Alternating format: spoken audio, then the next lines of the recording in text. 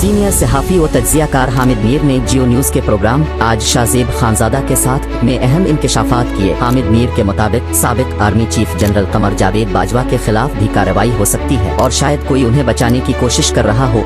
हामिद मीर ने कहा कि साबिक वजीर आजम इमरान खान को जनरल फैज हमीद और जनरल कमर जावेद बाजवा दोनों ने इस्तेमाल किया, लेकिन जब उनके मुफादात में तसादुम हुआ तो उनके रास्ते जुदा हो गए। फैज हमीद की गिरफ्तारी पर पीटीआई के मौक़िफ़ पर बात करते हुए हामिद मीर ने कहा कि फैज हमीद पीटीआई के कुछ रहनुमाओं से राब्ते में थे, लेकिन उनकी गिरफ्तारी के बाद तहरीक इंसाफ को फायदा हुआ क्योंकि वो अब मुदाखलत नहीं कर रहे। हामिद मीर ने इंकशाफ किया कि फैज हमीद ने मुख्तलिफ लोगों के घरों में डकैतियां करवाईं, जिनमें एक वकील का घर भी शामिल था जो जनरल परवेज मुशर्रफ के बगावत के मुकदमे से मुताल्लिक एक किताब लिख रहा था। हामिद मीर के मुताबिक मुस्लिम लीग नून के रहनुमा हनीफ अब्बासी को 25 साल कैद की सजा दिलवाने के पीछे भी फैज हमीद का हाथ था। हामिद मीर ने बताया कि जस्टिस काजी फाइज ईसा के खिलाफ रेफरेंस फाइल करने से कबल जनरल बाजवा ने कुछ सहाफियों को बुलाया था और काजी फाइज ईसा की चार्जशीट पेश की थी। बाद में इमरान खान ने रेफरेंस फाइल करने के पीछे दबाव का एतराफ किया। हामिद मीर के मुताबिक इमरान खान ने रेफरेंस के पीछे दबाव का एतराफ किया, जिससे जाहिर होता है कि इस मामले में जनरल फैज हमीद और जनरल बाजवा दोनों शामिल थे।